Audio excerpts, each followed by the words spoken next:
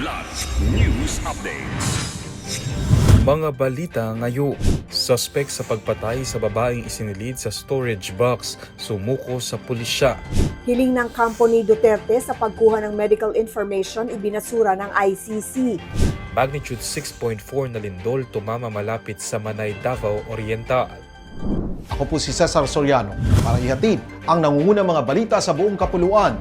Ngayon, Sumuko na ang suspect sa pagpatay sa isang babaeng isinilid sa storage box at iniwan sa Bansud, Camarines Norte. Ayon sa pulisya, pasado alas 12 ng madaling araw ng Enero 7 nang sumuko sa Rosario Municipal Police Station sa Batangas ang lalaki na live-in partner ng biktima.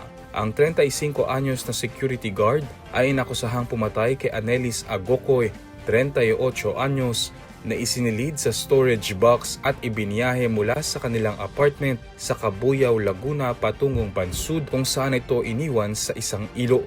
Agad na itinurn over ng Rosario MPS ang suspect sa Cabuyao MPS para sa inquest proceedings.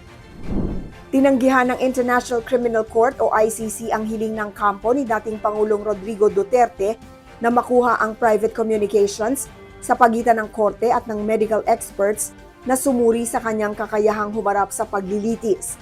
Sa desisyon ng ICC Pre-Trial Chamber 1 noong December 23, 2025, sinabi ng korte na hindi napatunayan ng depensa na urgent ang naturang kahilingan. Ayon sa ICC, sapat na ang mga dokumentong naibigay sa defense, kabilang ang medical reports na ipinadala noong December 5. Ginawa ang medical exam matapos humiling ang kampo ni Duterte ng indefinite adjournment ng kaso. Ayon naman sa Office of the Prosecutor, kukunwari lamang si Duterte ng cognitive impairments upang iwasan ang paglilitis, ngunit itinanggi ng depensa ang findings na tinawag nilang may internal contradictions. Niyanig ng magnitude 6.4 na lindol ang katubigang malapit sa Davao Oriental, 11:02 AM ngayong Miyerkules, January 7, 2026. Ayon sa pinakahuling earthquake information mula sa PHIVOLCS, naitala ang epicenter 89 kilometers east ng Manay at may lalim na 16 kilometers. Naramdaman ang intensity 5 sa Manay, Davao Oriental, Hinatuan, Surigao del Sur at Talacogon, Agusan del Sur.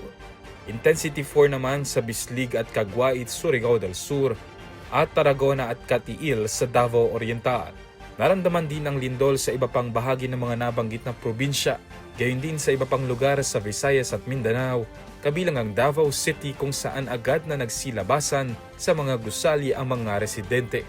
Kinumpirma naman ng PHIVOLCS na walang tsunami warning sa Pilipinas kasunod ng lindol, bagamat inaasahan ng aftershocks. ako po si Cesar Soriano kasama nyo sa bawat pagputo ng balita.